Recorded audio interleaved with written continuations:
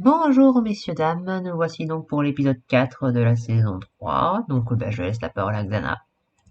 Alors, pouce bleu pour cet épisode. Donc, contrairement à ce que je disais, c'est pas des cannibales, en gros, c'est des anciens esclaves qui du coup capturent l'équipage de Flint, qui les mettent dans des cages pour les interroger, les torturer pour avoir des infos, etc. Parce qu'en gros, ils veulent garder le secret de leur existence. Ils sont dirigés par une matriarche et sa fille qui, en gros, dirigent l'île avec l'aide du coup du mari qui lui est,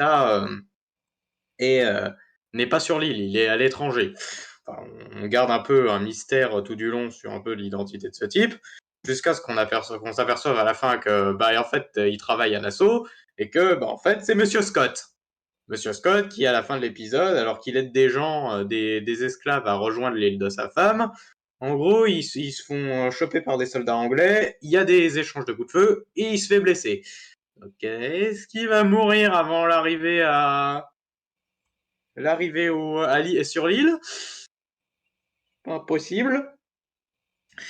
Et de l'autre côté, on a du coup Rackham, qui est toujours très loyal envers Vayne. Ça, j'aime bien cette loyauté qu'ils ont avec Vayne, Rackham et Anne. Ça m'avait manqué ce trio-là. Et du coup, ce qu'ils font, c'est qu'ils sont en mode on aide, Vayne, on t'aide, on va créer une explosion pour péter un mur du fort et te permettre de t'échapper. C'est ce qu'ils font. Vayne, qui dans une super scène d'action, il défonce les pirates sur son chemin. Là, il est badass, jusqu'au moment où il se fait submerger, seulement Daddy Teach arrive. Oui, oui, je l'appelle Daddy Teach, parce qu'il considère Vayne comme son... C'est limite le daron qui protège son fils, hein. C'est limite ça, hein. Donc il arrive, il défonce tout sur leur passage, puis après, il se retrouve dans une espèce de... Les petits bateaux, là, les goélettes, c'est comme ça que ça s'appelle? Ça c'est un... Merde. Ouais, ça y ressemble, je suis pas sûr que ce soit totalement ça. Un petit bateau, du coup, qu'ils vont utiliser qui vont enflammer, du coup, pour le balancer sur l'armada du gouverneur Rogers, pour leur permettre une ouverture, et visiblement, si on vous ferait dedans. Donc, c'est un peu la merde, sachant que Vayne a bien vu qu'Eleanor était sur le bateau, donc il en a gros sur la patate, hâte de savoir où ça va aller, tout ça. Et du coup, du côté de l'équipage, donc on a Flint qui est en totale dépression. Bon, je suppose qu'à la fin de la saison 3, il va s'en remettre et on va à nouveau avoir un Flint badass comme on le connaît. Là, il est toujours en dépression parce qu'il laisse pas avoir encore partir Miranda. Et du coup, ce qui se passe, c'est que c'est John qui prend un peu les rênes. En mode, je vais approcher la fille en lui disant qu'on a des intérêts communs et que peut-être qu'il y a moyen de s'entendre. Et la fille, elle est ouverte à ça. La mère, beaucoup moins.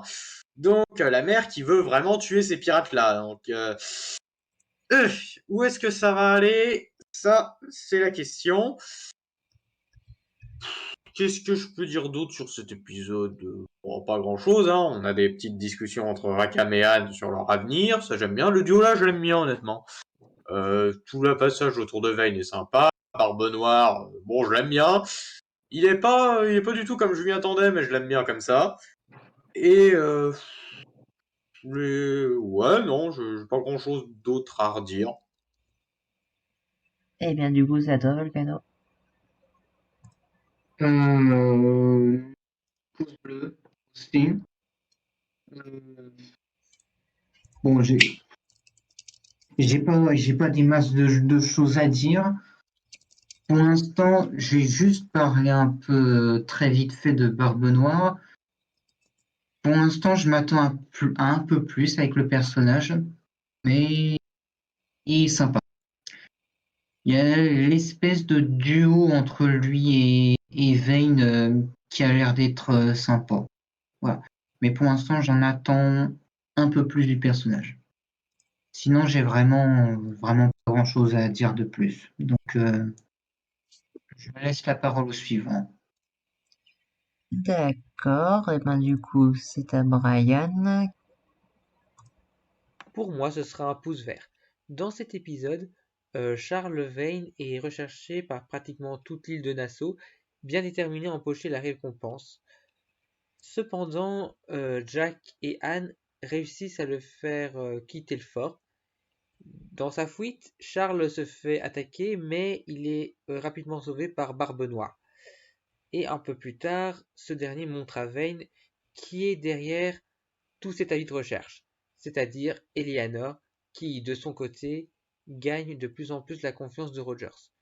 Un peu plus tard, un bateau euh, fonce sur ceux du gouverneur, mais il s'avère être une diversion pour que Vane et Barbe Noire quittent la baie. Alors, tout cet arc autour de Vane, Eleanor et tout ça, j'aime beaucoup. C'est très prenant à suivre.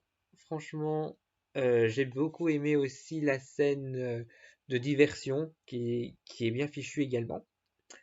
Entre-temps, à Nassau, on voit des retrouvailles assez touchantes entre Hornigold et Monsieur Scott. Et c'est vrai que j'aime bien cette scène, même si je suis moins fan du personnage d'Hornigold. Donc voilà, tout cet arc, enfin, tout ce qui se passe à Nassau, c'est très prenant et les événements s'enchaînent de façon assez fluide. Du coup, il me reste à parler de la meilleure partie de l'épisode, c'est-à-dire Flint et son équipage en train de se faire capturer par les habitants de l'île, qui s'avèrent être des anciens esclaves. Ces derniers, ils ont une reine, et elle interroge Silver à propos de la manière dont ils ont trouvé son île. Silver lui dit que c'est à cause de la tempête, mais elle préfère les enfermer dans une grande cage avant de les interroger un à un pour vérifier si Silver dit la vérité.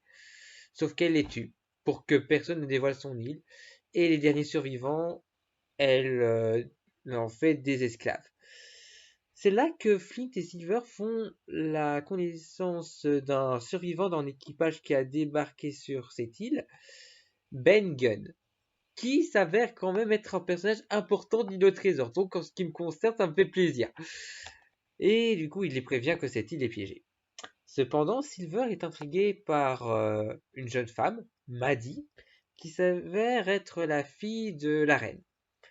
Donc, Silver et Maddie ont une conversation assez intéressante où il lui dit que, comme ils ont un ennemi commun, ils pourraient s'unir. Au départ, elle ne le croit pas, mais elle se met quand même à douter. Et elle veut en faire part à sa mère, mais elle ne veut rien entendre. Et c'est là qu'on a un rebondissement que je n'ai vraiment pas vu venir. Il s'avère que le père de Maddie, c'est Monsieur Scott, qui a créé une communauté sur cette île avec l'aide de sa femme. Et l'épisode se termine sur Monsieur Scott qui se fait tirer dessus par des officiers anglais, alors qu'il aide des anciens esclaves à quitter Nassau pour qu'ils aillent sur son île à lui. Du coup, cet épisode est bien fichu, avec de bonnes intrigues et de bons développements, et j'ai hâte de voir la suite. Je laisse la parole au suivant. Et bien du coup, c'est à Henri qui a aussi mis un pouce vert.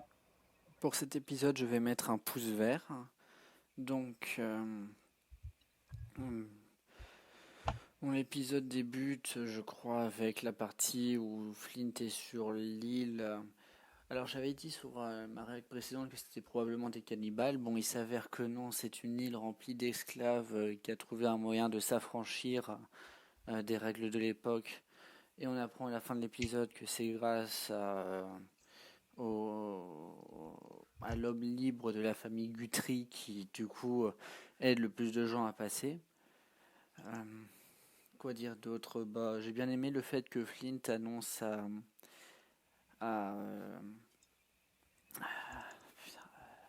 désolé, j'ai un trou de mémoire.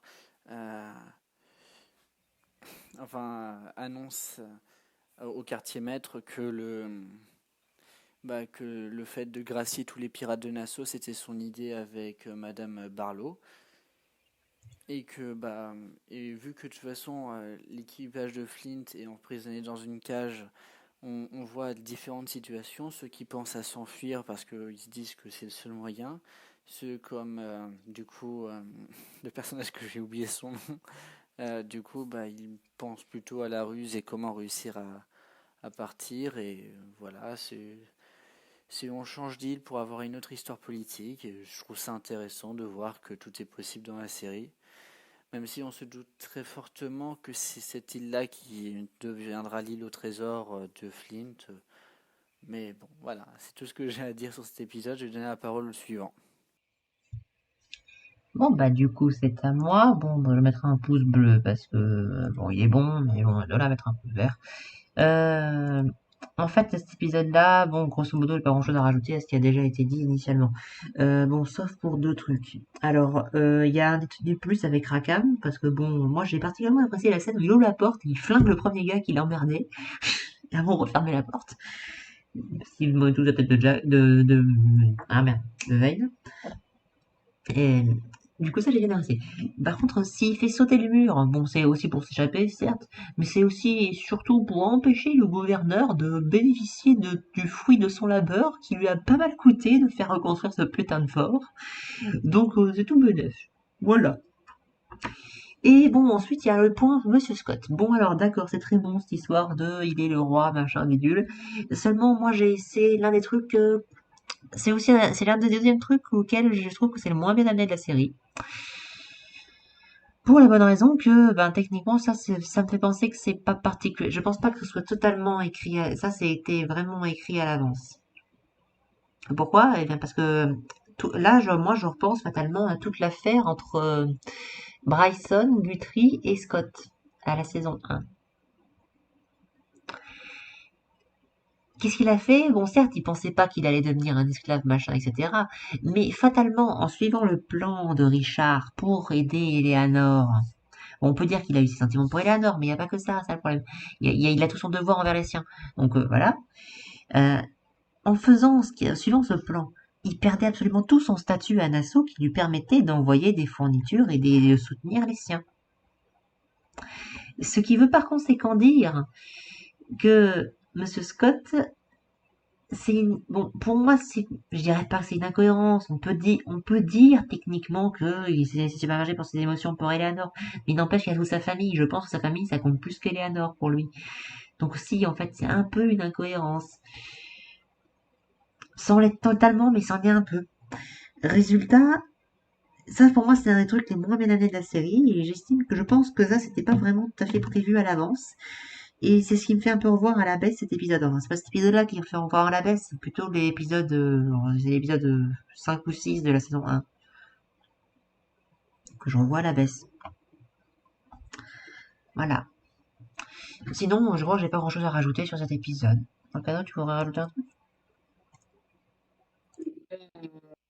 C'est vrai que la scène où Jack il ouvre la porte et il bute le mec puis il referme la porte, c'est vrai qu'elle m'a bien fait marrer cette scène.